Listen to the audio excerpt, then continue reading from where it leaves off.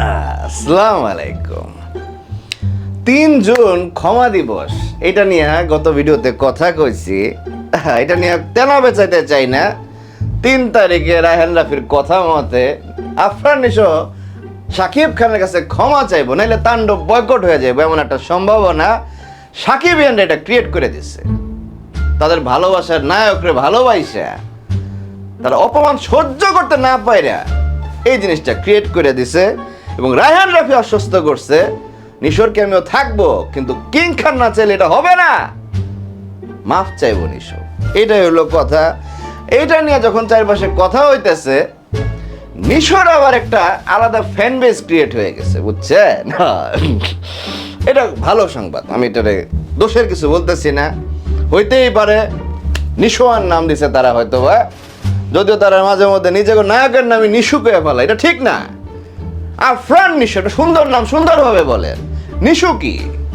হ্যাঁ, যাই হোক, তারা এখন পর্যন্ত বিশ্বাস করতেছে না বা বলতে চাইতেছে যে আমাদের নিশো কখনো ক্ষমা চাইবো না। কি আর ক্ষমা? আফরান নিশো ক্ষমা চাওয়ার লোক না, ঝুঁকেগা নেহি সালা।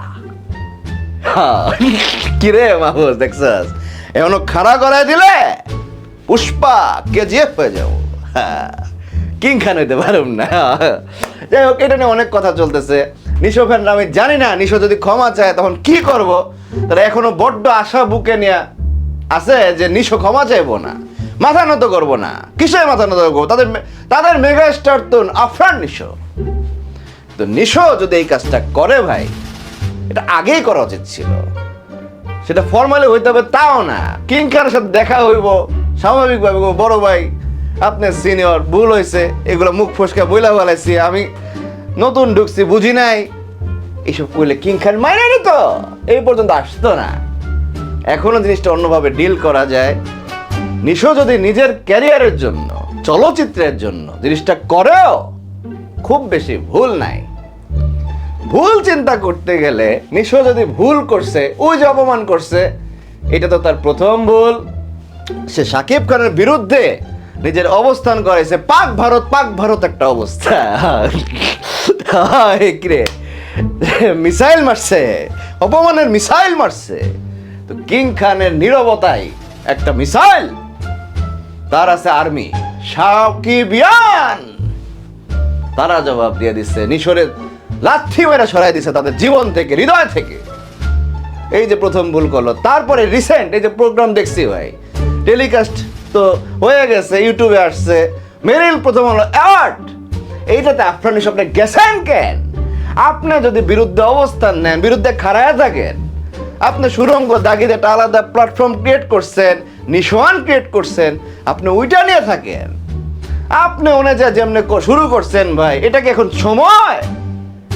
আপনার ফ্যানেরাও তুমি নারাজ হইব। আপনি যেমনে মজার ছলে সব করতেছিলেন, আমি খারাপ বলতেছি না, কিন্তু সবকিছু সময় থাকে, বুঝছে? গতবার এই অ্যাওয়ার্ড শুধু সিয়াম প্রীতম কাজ করছে, আমার খুব ভালো লাগছে, তাদেরকে মানায় গেছে, মজাগুলো তাদের সাথে ওই মুহূর্তে যায়। তা আপনি যে ক্রেজ ক্রিয়েট করছেন, সিয়ামের তো সিয়ামিয়ান নাই, কিন্তু নিশোর তো নিশোয়ান একটা ক্রিয়েট হয়ে গেছে। আপনি হোস্টিংয়ে যাওয়া এখন বড় ধরনের অপরাধ হয়েছে, তা আমার মনে হয় সবকিছু টাইম আছে। ওখানে যায় আপনার উপস্থিতি যেভাবে ছিল, আপনি যেভাবে হাইলাইট করছেন সাকিব খান রে, এটা আমাদের চোখে ভালো, আপনি সত্য কথা বলছেন, আপনারা ধন্যবাদ। তো আপনার যে ফ্যান বেস এখনো কয়ে যাইতেছে যে নিশো ভাই ক্ষমা চাইবো না, নিশো বস ক্ষমা চাইবো না, তারা কি মনে করতেছে? সবার মুখে মুখে একটা কথা, কিং খানের পাশে যখন নিশো দাঁড়াইছে ভাই, স্টেজের মধ্যে বোঝা যায় কে নায়ক, কে মেগাস্টার।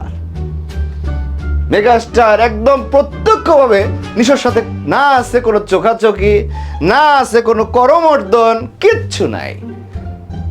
মাঝখানে তাসনিয়া ফারিন সে আইসা ঢং ভাং করলো, নিশোর সাথে এক হাত ধরলো, কিং খানের সাথে এক হাত ধরলো, তবুও কিং খান নজর দেয় নাই কোনো। অপমানের জবাব নীরবতা দিয়া যখন হয়, সেটা ভয়ঙ্কর হয়, বুঝছেন? নিশো সাহেব মিশার চেষ্টা করতেছেন, বুঝতেছি, যে ঘটনা ঘটায় ফেলছিলেন, এত সহজে জিনিসটা সলভ হবে না। বিরুদ্ধে অবস্থান নিলে আপনার বিরুদ্ধে অবস্থান অন্যভাবে হওয়ার কথা। তো পক্ষে যদি আসতে চান এত সহজে হবে না।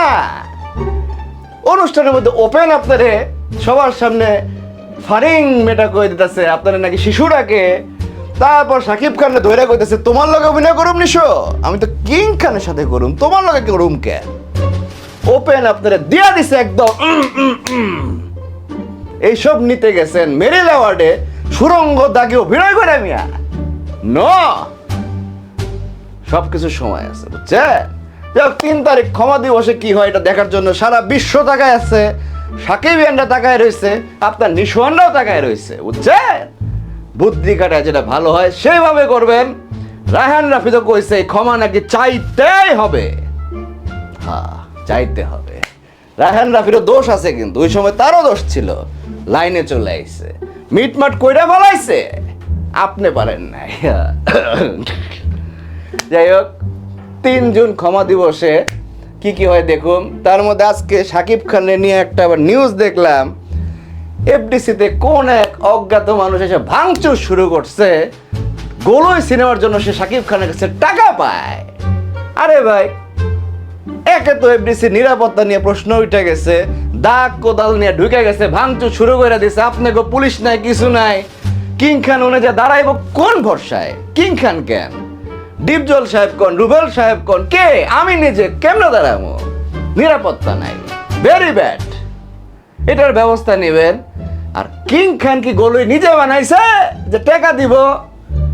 প্রযোজক পরিচালকের কথা এখানে আসতে পারে, আবার নাকি ডিপজলের কথা কইছে।